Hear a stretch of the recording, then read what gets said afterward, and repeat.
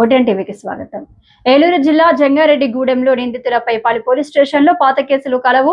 నిందితుల వద్ద నుంచి హత్యకు ఉపయోగించిన చాకులు, 3 ద్విచక్ర వాహనాలు, సెల్ ఫోన్లు స్వాధీనం. నిందితులపై రౌడీ షీట్ ఓపెన్ చేస్తామని తెలిపిన డీఎస్పీ రవిచంద్ర. అందులో పార్టిసిపేట్ చేసినటువంటి 6 ముద్దాయిల్ని కూడా అరెస్ట్ చేయడం జరిగింది.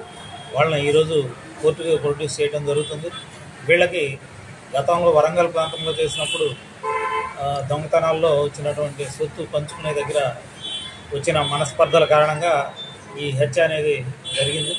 ఇతను రాజేష్ ఇంటి దగ్గర ఉండగా వీళ్ళు వెళ్ళి అతన్ని తీసుకొని బైనేరు ఒడ్డులో అతన్ని పొడిచి గొంతు కట్ చేసి చంపడం అనేది జరిగింది.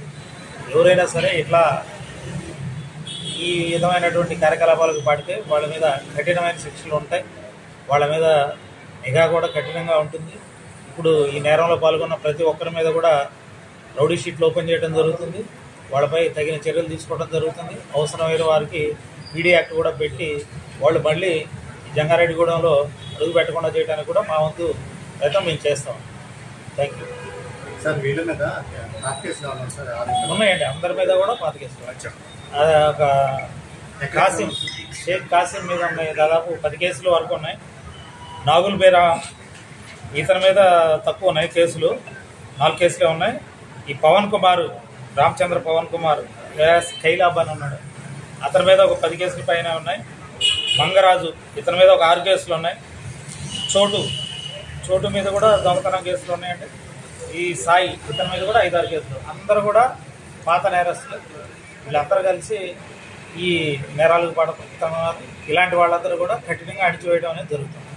ఆల్రెడీ సీట్లు ఉన్నాయి సార్, ఉండాలి. కొంతమంది చనిపోయిన అతను కాసిం కూడా అంటే దొంగతనాల షీట్ ఉంది. ఇప్పుడు ఓపెన్ చేస్తాం, రౌడీ షీట్లో ఓపెన్ చేస్తాం. వరంగల్లో జరిగింది కదా సార్ ఇష్యూ, దాంట్లో క్యాష్ ఏమన్నా డిస్ప్యూట్ ఉందో సార్? ఏం జరిగింది అదే అంటే ఏ ప్రాపర్టీ అంత అనేది తెలియదు, అది దర్యాప్తులో తెలుసుకోవాల్సి ఉంది. వీళ్ళ మధ్య వచ్చిన మనస్పర్ధలు అయితే దాని దగ్గర నుంచి మొదలైంది. అది గత 6 నెలల నుంచి ఉంది. ఇతన్ని కాసిమ్ని కూడా మనం 2 నెలల ముందు కూడా అరెస్ట్ చేసి రిమాండ్ చేయడం జరిగింది. ఈ మధ్యనే అతను జైలు నుంచి బయటకు వచ్చిన తర్వాత పరారీలో ఉన్నటువంటి రాజేష్ని విధంగా వచ్చాడనే సమాచారం తెలిసి అతన్ని వెంటబడి ఇలా హత్య చేయడం జరిగింది.